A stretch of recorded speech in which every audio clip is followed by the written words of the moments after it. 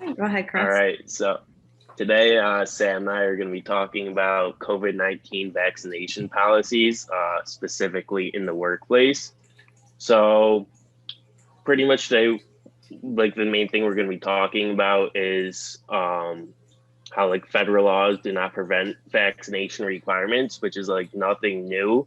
However, there are exceptions to this. Which was pretty much laid out in the the Americans with Disability Act, which was in 1990, and then there was kind of some updates to it with the H1N1 vaccine. So now this is like the second part of those kind of exceptions that have been made, and some other notable things that were in the article where employers are able to administer the vaccine, and employers may offer incentives to employees to get the vaccine, but those incentives can't be coercive, which I find interesting. And to Is what, like Chris? Can't be what? coercive, like they Oh, can't coercive. be, Okay, okay. I didn't. which I think is interesting because I feel like that's the whole point of like an incentive is to like court with people, but like I think it just can't be like unusually large amounts of money or super big bonuses or anything. I know like Trader Joe's and JBS, which is like a big meat supplier, are two notable employers that are offering incentives, and I think like it's just like $500, so nothing like super significant. Um, and then we're going to get into kind of some of the advantages and disadvantages of the vaccine mandates a little later on. So, what does it mean and why does it matter?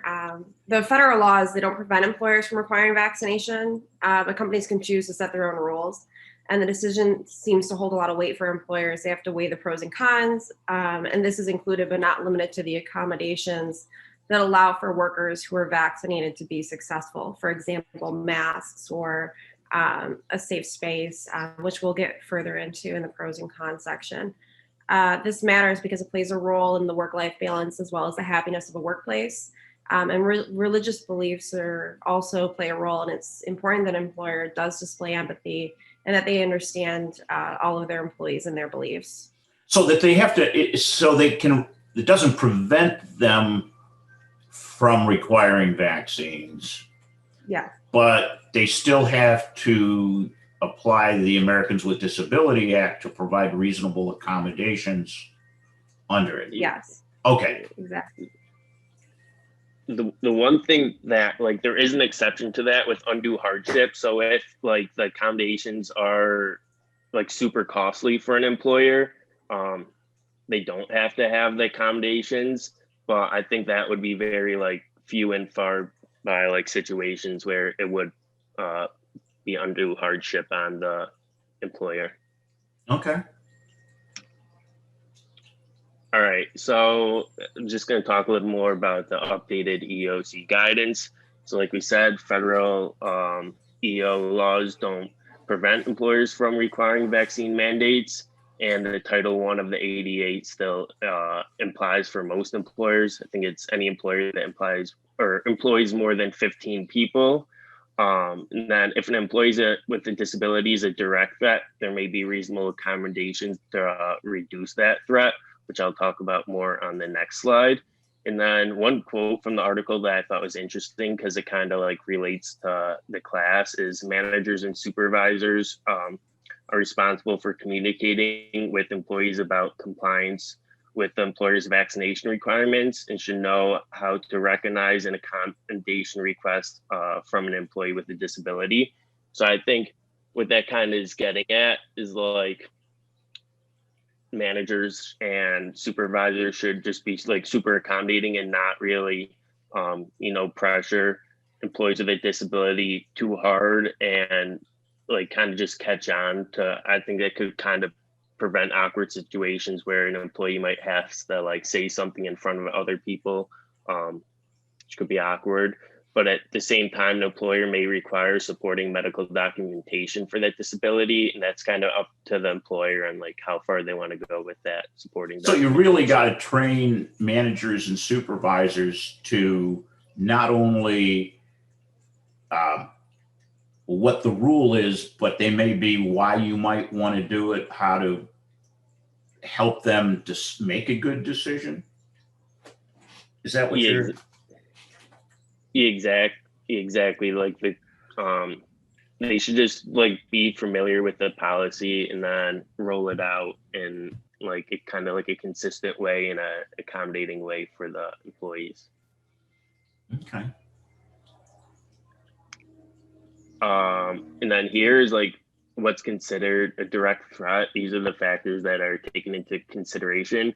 The duration of the risk, the nature and severity of the potential harm, the likelihood that potential harm will occur, and the eminence of the potential harm. So I think a lot of this has to do with like in the factors that it's based off of. The space accommodates social distancing, number of vaccinated employees, and whether employees go through screening or testing. So like getting their temperature taken or frequent COVID tests. So with these factors, like the duration of like risk, like I just feel like, so like in a typical workplace that's like kind of filled with people, that there is like kind of risk there in being inside, but there might not be a direct threat if the job is outside where people are kind of spaced out. And then this is all based off of reasonable medical judgment and kind of guidance that comes from the CDC. And when you look at the factors taken into consideration, those look like like an accountant wrote them. I mean, when you look at it, I mean, probability, possibility, likelihood, eminence, those seem like accounting terms. Yeah, I feel like there's any probably correlation there. Yeah, I think so. I feel like going into the future, there could even be kind of like audits of that kind of thing with like how many people you have in an office and if people are complying to the rules. So I feel like there definitely is some crossover between accounting and these new rules that are being put into place. Because the risk, is this the risk that the company has of not doing it, or the risk of the individual? I mean, I think there's a risk both ways. I think there is a risk for the employer. I think just there's always a risk of being sued, especially in the United States. So I think the employers have to be cautious of that. And then there's obviously a risk for the employees too, to, you know, because I'm sure most employees want to stay healthy and avoid COVID or any other virus or pandemic that may come out in the future. A risk That was could actually go- my question. Oh, sorry. Go ahead. That was actually my question too. Is are the employers held liable if an employee gets sick? Do you know? No, I'm not sure about that. I can look it up and get back to you. Do you know, Sam? I think we talk a little bit about it in the next slide, actually. I can't remember off the top of my head, but they are to an extent, I believe. They could potentially be sued. If they're not making accommodations, for example, they could be sued. So if they're not doing their due diligence and protecting their people, like the safe space, they could potentially. If it's just blatantly negligent and Yeah. Okay, I see. Like anything's like negligent, there's always a chance of being held liable and being sued. All right. Yeah, so you can sue from either side here. Yeah, We could.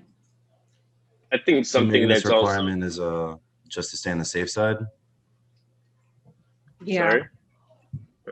Yeah, I think something else that could play into the future is like people with, you know, fake vaccination cards and stuff. I feel like that could play a role and be a situation where, you know, employer might be able to sue an employee if they're able to figure that out somehow.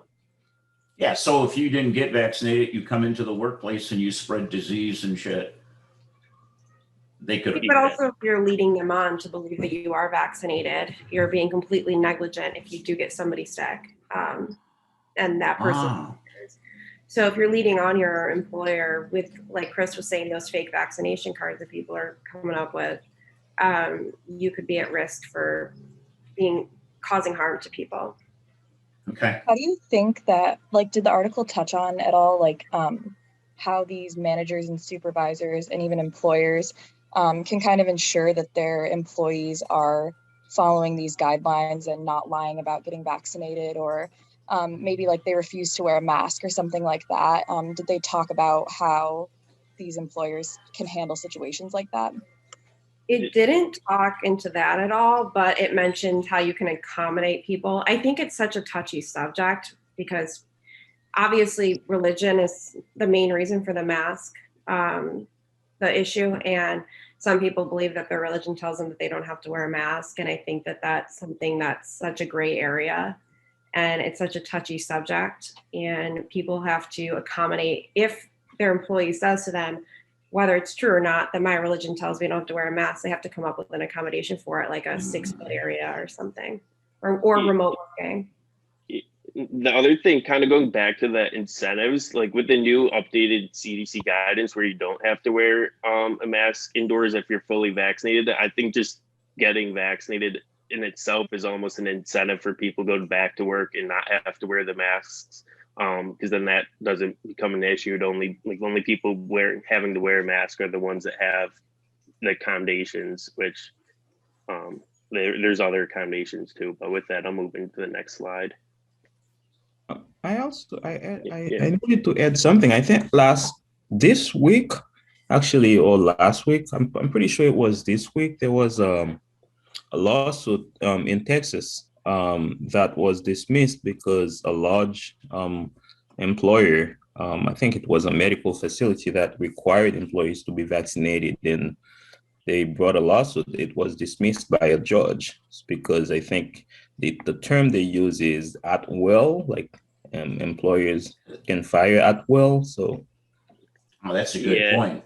That is an interesting topic. That, well, it's like you can be fired for like any reason or no reason at all. I remember that. I think that's a state by state basis too. Because in New York, you don't really have to. She could just not like your outfit, and your manager could fire you. You know what I mean? Like, it's a state by state basis too.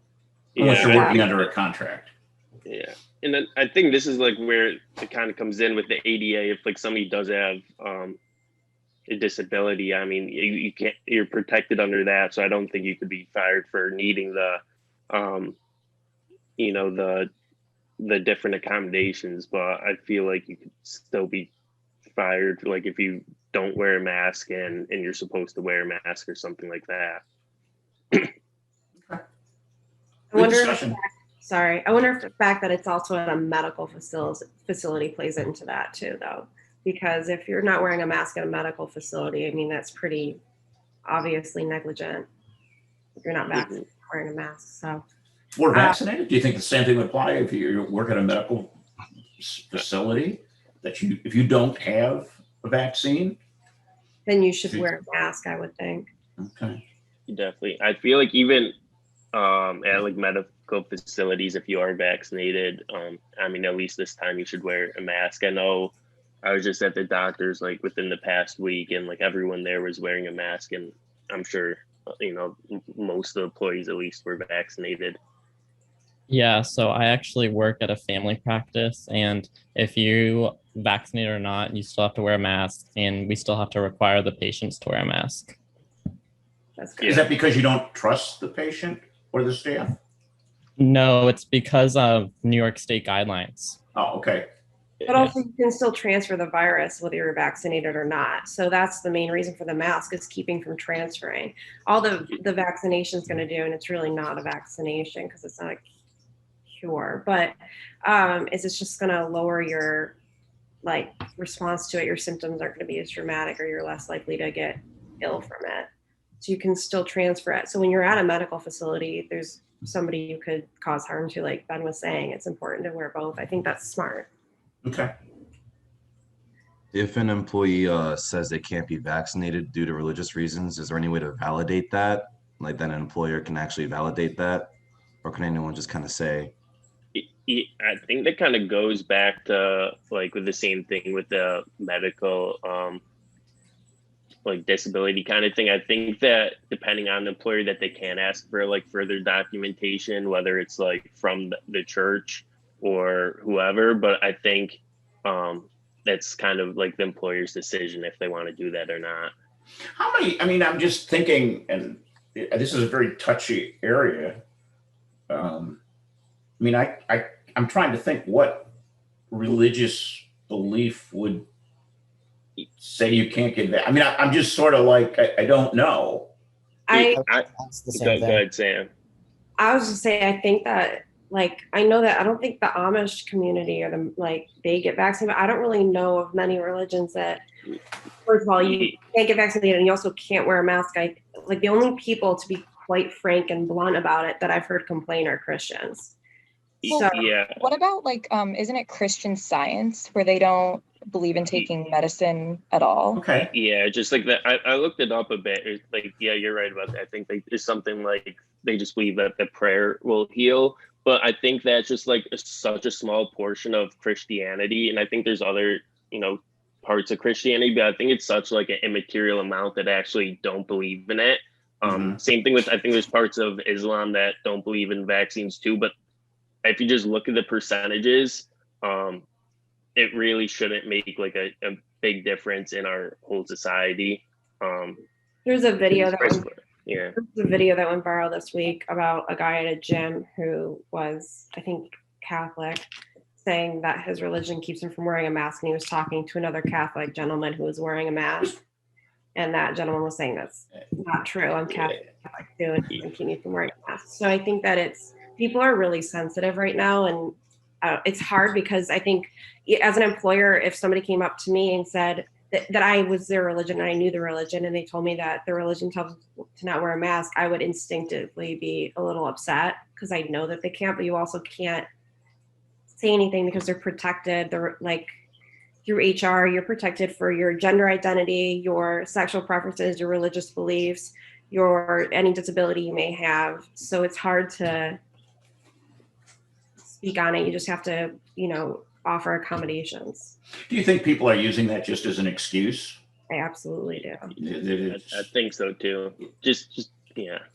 I think like people I said, just like what I said, based on the percentages and like how many people's religions actually are against vaccines, it's like such a small amount that like how often like you hear it happening, like people just kind of have to be using it as an excuse. And it would seem to me, if I'm thinking about it, then we would assume that they don't have the polio vaccine, measles, whooping cough, or any vaccines, or they don't get the flu shot or anything. Exactly. Like I feel like this is nothing new. Like I said, with like the H1N1, like there was updates to the Disability Act and stuff. So I feel like vaccinations are nothing new. I think the only one argument I can see against the COVID vaccine is it's not approved by the FDA yet, or at least not that I know of. But like once it's approved by the FDA, I feel like it's just the same as all the other vaccines that are required.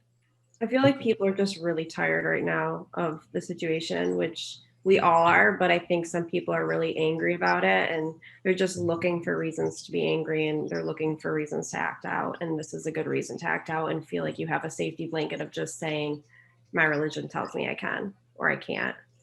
So I know that with the college specifically, if you wanted to use that excuse, you have to, provide like a letter and kind of like explain it a little bit as well. Yeah, and that I it think might be that way with employers. I don't know. And then to play devil's advocate, the people who aren't genuine about it might come back and say, I don't have to show you anything because of HIPAA or something. You know what I mean? So right. Such this like gray area that's so sensitive that you're just trying to not prevent, or just to prevent fights from occurring. It's crazy how sensitive that this is, when it's like Chris was saying, this is nothing new, absolutely nothing new. So an employee might be unvaccinated due to their religious beliefs. Like we just went over all this. An employer must accommodate them through providing them one or more of the following options: a mask, social distance area, which would be 6 feet, or a chance to work remotely. So as long as it's nothing that would be dramatic or cost the company an insane amount of money, they should be able to accommodate them. And like, for example, there's out of those 3 things, there's nothing that taking those steps that the employee shouldn't be able to work. So the advantages and disadvantages of employer vaccination requirements. The advantages would be that it keeps the workforce healthy by preventing employees from contracting and spreading COVID-19. It reduces absences due to illness and it improves productivity and morale. Disadvantages would be employees may be entitled to seek relief via workers' compensation if an injury or illness occurs during the vaccination or related to the vaccination. They may be considered discrimination, again, because of the religious beliefs, or employees may quit and be looked to hire at a place that does not require it. I think adding on this too, I think one advantage is like it could help just the overall population get closer to like the 70% needed for the herd immunity. And I know I was talking to a girl from Texas. I was at a bar in the Bahamas, and she just got hired as a nurse in Texas, and she said like she'd only get vaccinated if her work required it, because she's like at that point it's either my job or a vaccine, and she's obviously gonna like keep her job over not getting vaccinated. So I'm sure there's a lot of people in a similar boat as her who would get vaccinated if they were told by an employer, because I feel like money kind of comes everything. Wouldn't you think somebody that's a nurse would sort of understand this? Chris and I just talked about that. We thought it was a little insane. So supposedly 96% of physicians are vaccinated. So I would think it'd be like a similar number with the nurse, but she didn't really provide any reasoning why she wasn't vaccinated. She just said she'd only get vaccinated. And the other thing with like traveling to the Bahamas, if you were vaccinated, you didn't need like anything. You could just show your vaccination card and like walk right in the country, where she's saying she had to be tested like 3 times and stuff. So she realized that like just how much simpler like your life is if you are vaccinated. But then she was still like saying how she's not unless her work's gonna make her. So well, let me make a little intervention. I have 2 friends of mine, a couple, both of them are nurses, traveling nurses. I remember when they first started administering the COVID vaccine, the wife sent me a link through WhatsApp, talking about how the mRNA vaccines are going to change your DNA and stuff like that. And I just went on the internet, did my own research, and forward back the correct information to her, and she stopped sending me those things. Now, the funny thing is that both of them didn't want to take the vaccine. We actually had a trip to Dominican Republic last month, and it wasn't until after I took both of my shots that her husband, who was going with me, decided to take his, and 3 other friends of mine took theirs also. So I don't know. It feels like even among the nurses, there is a lot of hesitation in taking the vaccine, and it's all based on mostly false information and concern about the long-term effect. But I always tell them, hey, you don't know the long-term effect of COVID if you take it. So it could be worse than the vaccine. Exactly. That's a good point. Absolutely. Just as has anyone on this call not gotten the vaccine? Has everybody been vaccinated? Okay. Good. Congratulations. How would you got it because you thought it's going to help, right? Keep you safe. How would you respond to explain somebody why you got it? Maddie, let's start with you. What would you tell somebody who didn't get it, you got it? What would you tell them? Well, I mostly got it just because like I have older family members and I also have asthma. So I was worried for my own health. Sure. About getting like really sick. Okay. And also I just thought it would make my life easier to get vaccinated. I didn't have to worry as much and things like that. Okay. Claire? Well, I live at home and my mom is immunocompromised, so we all got vaccinated as soon as possible. And I also just get sick really easily. So, and it actually, interestingly, after I got the vaccine of my own accord, it turned out that my summer job requires the vaccination. So, You Okay. did good. yeah, Right. living. Good Yeah. luck. Yeah. Brendan? Hi. Yeah, I got it mainly because I mean, all my family actually had gotten COVID and thankfully gotten through it. But I just got it because I knew the world would be so much easier, and it's not worth the fight. People have so much misinformation, and it's not worth it. But I've noticed when you try to talk to people, those who are against vaccines are so stubborn and dug in with their misinformation that logic and rationality just doesn't work. Good point. They Okay. won't take the time to just look something up. That's the thing. Yeah. You show them, they'll get mad or defensive about you showing them. Exactly. Jonathan?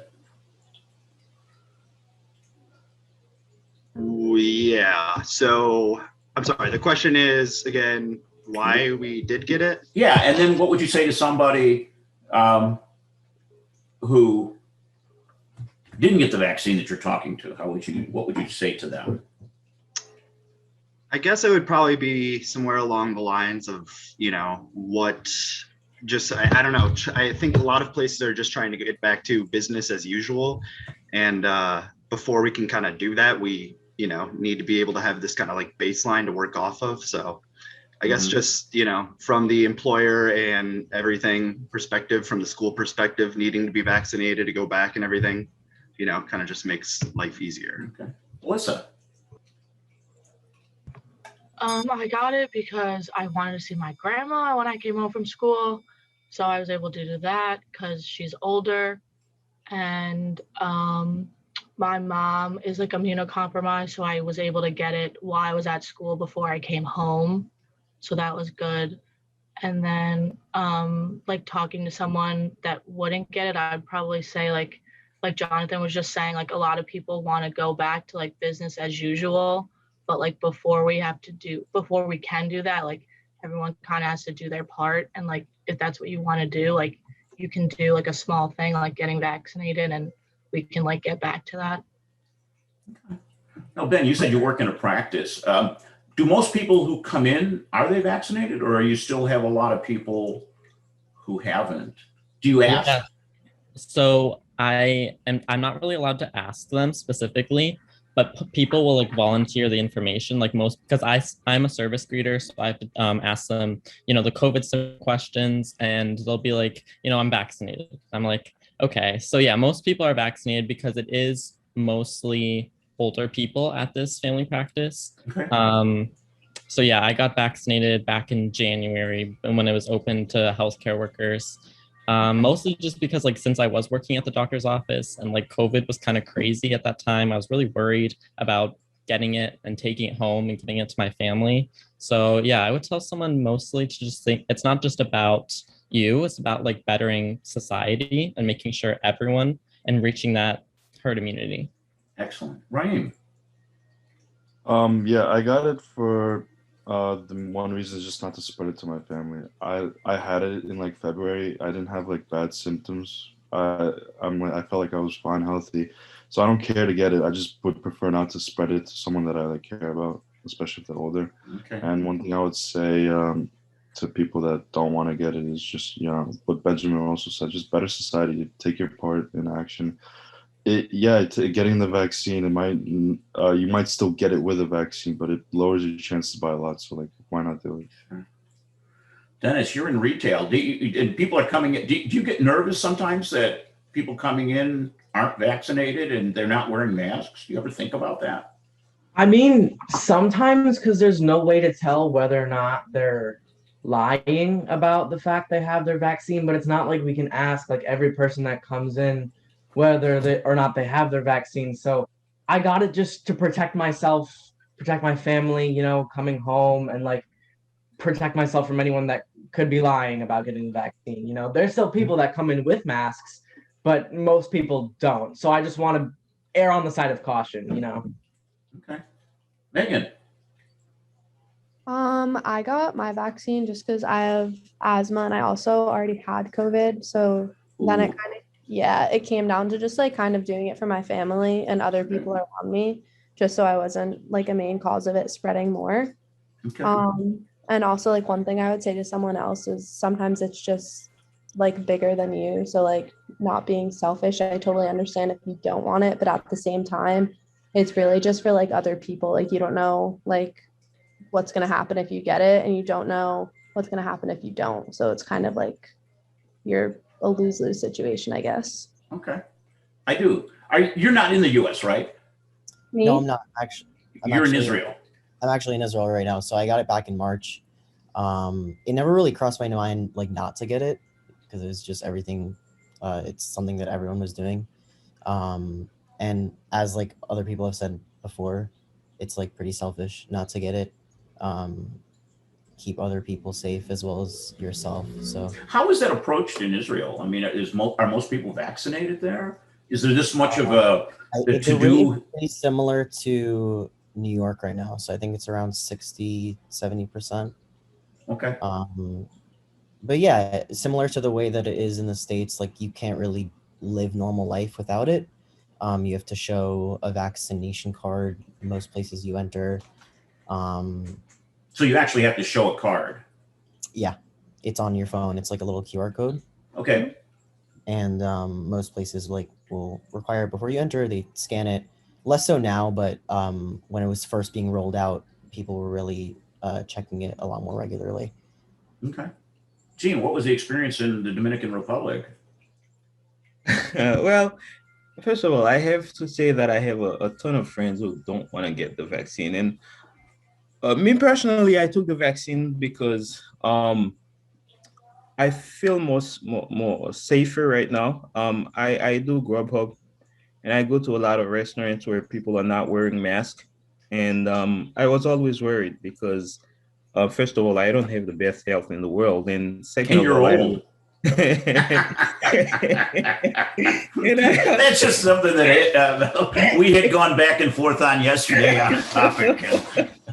I know, and I, with COVID, you never in a good health enough, to know exactly what's going to be the outcomes. Now, what I always do when I talk to people about the vaccine, I always ask them, why do you don't want to get vaccinated? I think the most answers that I have is because they don't believe it's safe. It took it came out so quickly, and I always tell them the technology that they use to make the vaccine, it's not something that they were working on even to make this vaccine. It's just like coincidence that they can use that and that technology to do it. And the other thing I tell them is that, okay, you don't want to take the vaccine because you don't believe it's safe. You don't know about the long-term side effects. First of all, do you know the long-term side effects of COVID? Nobody knows. And second of all, have you ever watched a commercial here for any medication when they talk about all those things that may happen? And then third, the last thing I tell them is that look at how many people around the world died of COVID. Now show me how many people died of the vaccines and do, the logic yourself and see, and balance and make a decision based on that, but not on, false information. Okay. Kira. So I actually was substitute teaching at my local middle school all year. So as soon as I was eligible, I kind of fought tooth and nail to get my first dose. It was really tough, actually. I had to wait a couple months just to get in. I live near Rochester and vaccine clinics were just filling up so fast. But now I'm fully vaccinated, which is great. And I actually am in like a kind of interesting situation because both of my parents don't want the vaccine. So I kind of deal with this every day, that like back and forth situation. And we've come to the point where we just kind of agree to disagree. I'm vaccinated, they're not, as long as they, follow social distancing and wear their masks in public. It's kind of their choice, but it is a conversation that is had a lot. And like someone had said earlier, sometimes you just can't get through to people when they, don't want it, they don't want it. And no matter how much you argue and give them the facts, sometimes they just don't want it. So, yeah. Okay. Matt. I've actually dealt with the opposite situation. My mom told me I couldn't come home until I got the vaccine after the semester ended. And, afterwards I just realized, I should just keep my family safe. I want to see my grandpa. And Geneseo is requiring us to get vaccines anyways to go back. What I would say to someone is that you're fighting an uphill battle. Just make your life easier and just get the vaccine. That's why I got it. Absolutely. So Chris and Sam, how did you work? Did you guys know each other before this? No, we did not. This was our first experience, but Chris and I had very, very similar views on all of this, it seems. So it was really easy to talk about it and work together. And like everybody was saying with the vaccine, it's like, it's not about you, it's about other people. Every single person said that for the most part. I have Graves' disease, so I got it as soon as I could because I'm autoimmune compromised, and my family did too. So, it's just a matter of respecting those around you. Sure. Respect. But go ahead, Chris. Yeah, just the first time working there is pretty easy. It's like, even though we've had experience like working with like other people and just like virtual, I feel like this was the first time like I didn't know the person I was working with like last semester, and like 302 I at least like knew a few people in my group. So this was the first experience like not knowing like the other person at all, but it was like Sam said, it was pretty seamless and pretty easy to do. Say, like, since I started at Brockport, it seems like I've done more group projects virtually than I've ever done in my entire life, and this was the only one that I felt like I wasn't fighting for somebody to respond to me. So it was super refreshing. I think that's been everybody's experience so far, hasn't it? Yeah, exactly. Okay. We are going, for those in OB, for some of you who are in finance, but in OB Monday night, we're going to try real-time virtual team experience. Right? I don't know how it'll work, but we'll do it. So I've broken everybody into teams, so there might be some madness to how I did it, maybe not. But following up on what Dennis said yesterday, and his discussion was on laughter. Let me just bring up the piece. What I'll leave you with is, here's my piece of laughter for the day.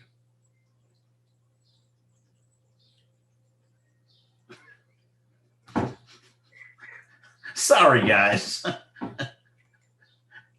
But I'm trying to find the humor that is politically correct, that won't be offensive to anybody.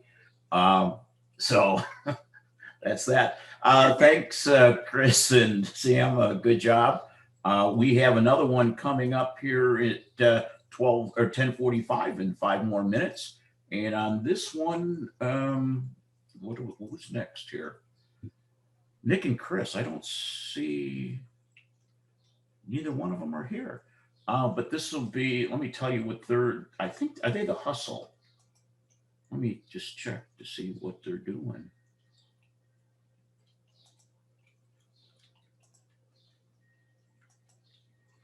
Let's see what we got. Rising wages. So I'm sure everybody can benefit from that to see how much your wages have gone up since the return to COVID. Has anybody got a big increase because of COVID? No? Okay. Because of COVID specifically. Yeah. Okay.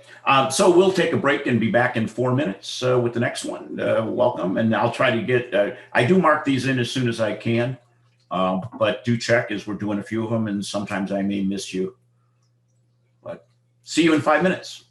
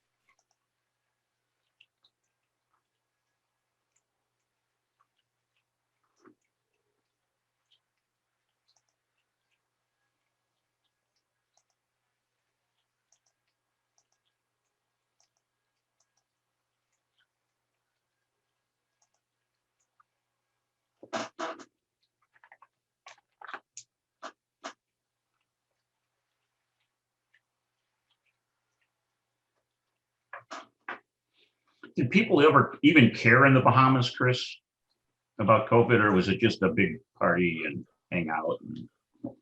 It was like a mixture of both. Like, so the hotel I was at was like Bahamar, so it's like a few different properties on like, it's like a few different hotels on one property. So like the West Tower was like non-vaccinated people, and then the East Tower was vaccinated. And like you still technically had to wear your mask, really enforced that well. So I mean, it's kind of like a mix of both, but it's kind of interesting to hear like different people's perspectives on the vaccine from like different places. Because I was also talking to this girl from Louisiana. She went to like a high school, like 200 people, and like she wasn't vaccinated either.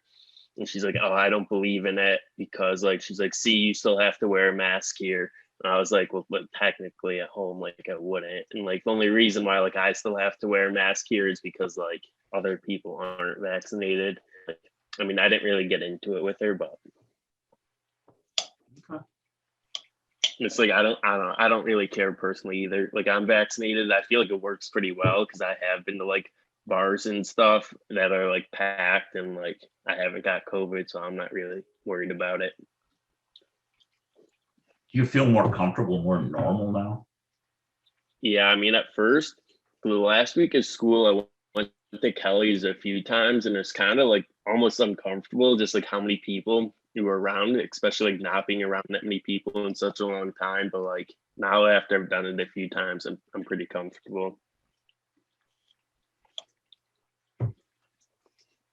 Brendan, how have you feeling going out with crowds? It's pretty interesting. There's a couple times like you're at a sporting event, like, and you think you realize how many people there are because you're not used to it, and you kind of like I feel like anxiety, and you're like, wait, am I agoraphobic now? Like, what's happening? But it's just, I mean, but then there's the sense of you got to realize when you think about it, it's kind of just like in your own head, and then you realize, oh, like this is kind of a return to normalcy. Like I was okay with this. It's just I'm not used to this. Yeah, that's a good point. We're trying to adapt to this. We still got some fear in our minds. Yes, absolutely. And, you know, we're not used to being that close to people. Yeah, especially when you're packed in like sardines, and it's like, this wasn't the way 6 months ago. Right. Okay, we're waiting for our two presenters, Nick and Chris.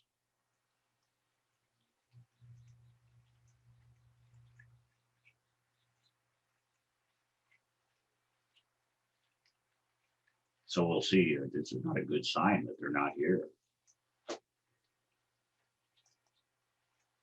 We'll give them a minute or two.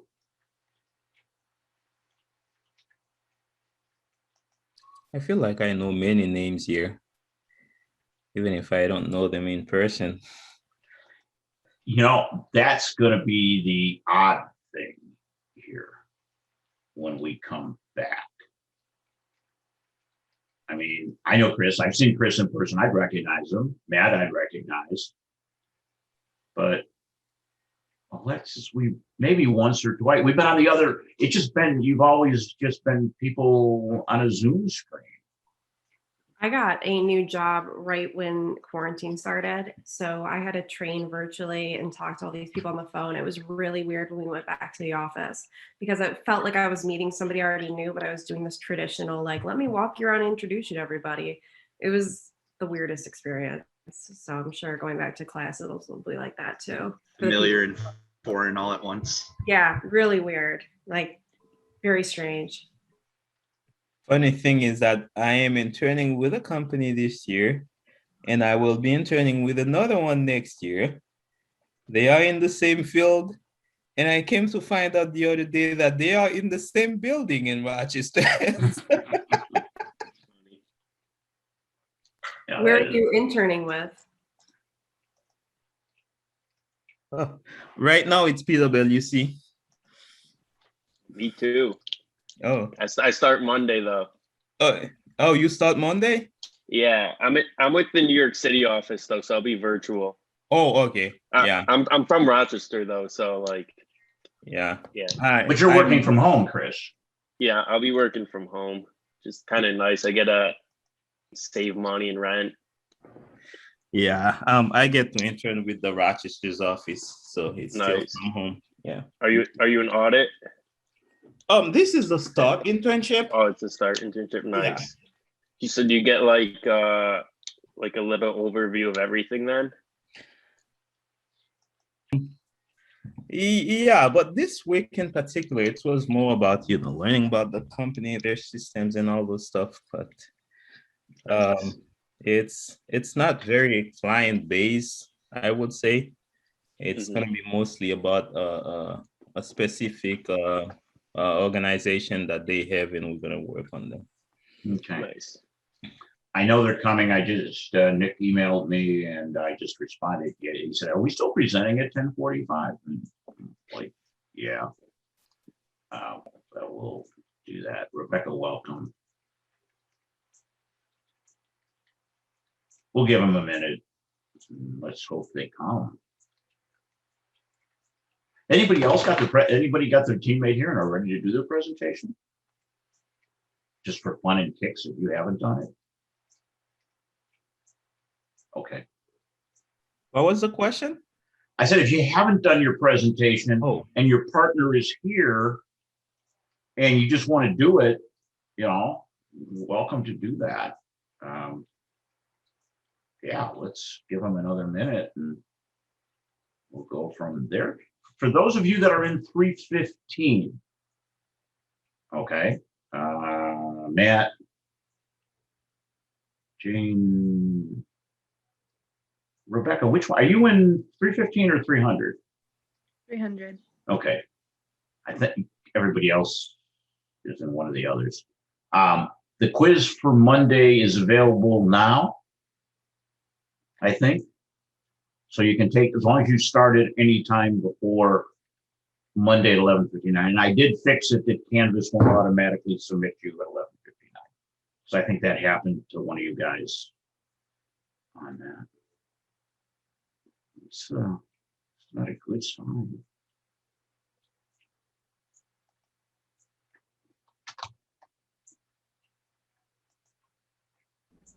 For that quiz, what's the mix between like multiple choice and short answer?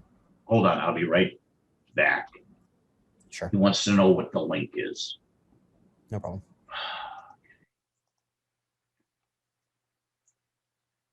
Let me send him the link. Hold on.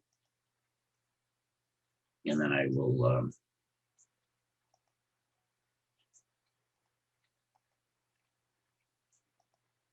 You guys didn't have any problem finding the link, did you? Okay, go back. I do. What was you're in 315 too. Yeah. I was just wondering what the split between like multiple choice and short answer was. This one, there are a much more multiple choice. Okay. There are two bigger questions. It focuses entirely on the module. Let me tell you. I think it's 3 and 5. Yeah. Yeah, it's everything is focused around 3 and 5. Everything is focused on that. There's two broader questions that are worth like 3.25%, 3.5%, 3.5 points. And the others are basically multiple choice true false. Fill in the blank. All right. And if you're doing fill in the blank, you have to remember that Canvas is not smart. Okay. So if you put an extra A in, like the sun is shining, sunny, shiny sun, it may not recognize that. Right. It's the same thing. So don't worry, I catch all of them. All right.